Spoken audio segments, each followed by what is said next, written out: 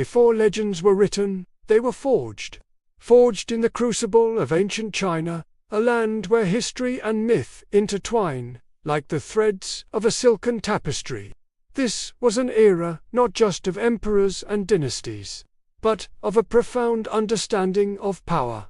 A power that flowed not from conquest alone, but from a delicate and sacred harmony. Welcome to a journey back in time, to explore the ancient power of China.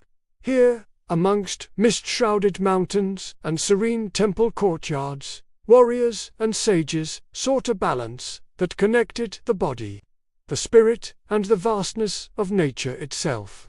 They believed true strength wasn't just about overpowering an opponent, but about becoming one with the world around you. This philosophy permeated every aspect of their lives, from the ink that flowed from a scholar's brush to the steel that was hammered in a blacksmith's fire. It was a world where every element held a lesson, and every being a secret. Let's begin with the very symbol of the warrior, the blade.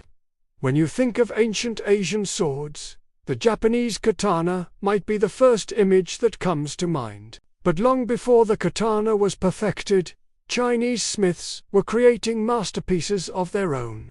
The jian, a straight double-edged sword, and the dao, a curved single-edged blade, were more than just weapons. They were extensions of the warrior's will. Often mistaken for their more famous counterparts, these swords were born from a different philosophy. They were crafted for perfect balance, allowing for fluid, lightning-fast movements.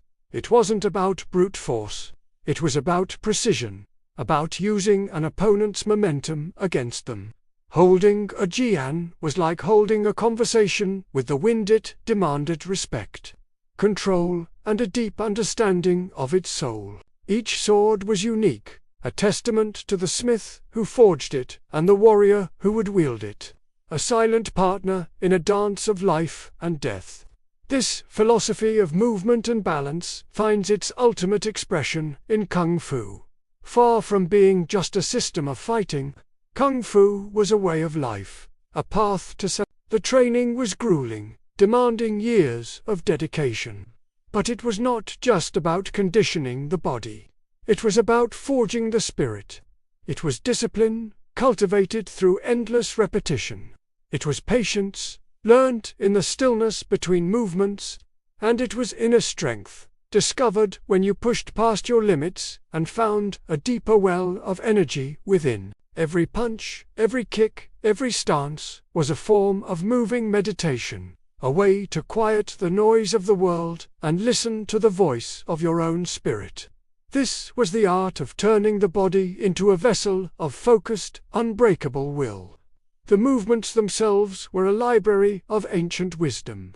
Each style told a story, drawing inspiration from the world around the practitioner. The fierce pounce of the tiger, the graceful evasion of the crane, the deceptive and fluid strike of the snake.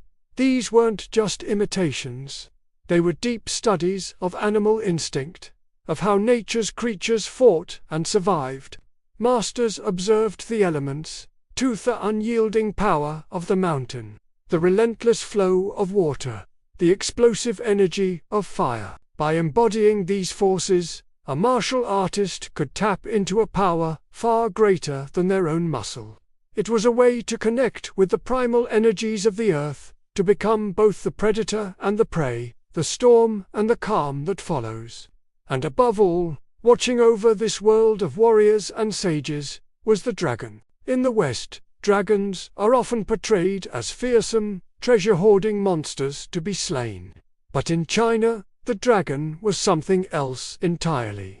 It was a divine, celestial being, a symbol of ultimate wisdom, immense power, and benevolent protection. It was the master of the elements, commanding the rain, the rivers, and the seas. Seeing a dragon was not an omen of destruction, but a sign of good fortune and imperial authority. They were not beasts of chaos. They were guardians of balance. The dragon represented the harmony of yin and yang, a creature that could be both fierce and gentle, a bridge between the mortal realm and the heavens. It was the spirit of China itself, coiled in the clouds, so let us bring it all together. The steel of the sword shaped the warrior's body, teaching them the art of precision and flow. The discipline of kung fu shaped the mind, forging an unbreakable will and deep inner peace. And the spirit of the dragon guarded the soul, reminding them that true power lies in wisdom and the protection of life. Blade, beast, and balance, these were not separate concepts, but three facets of a single, holistic power. It was an intricate dance between the physical, the mental, and the spiritual. A warrior wasn't just a fighter. They were a philosopher, a naturalist, and a guardian, all in one. This is the enduring legacy of ancient China. A power not just to conquer others, but to conquer oneself. A wisdom that whispers to us even today, through the mists of time. Thank you for joining this journey. If you found this fascinating, please like, share, and subscribe for more stories from our world's incredible history.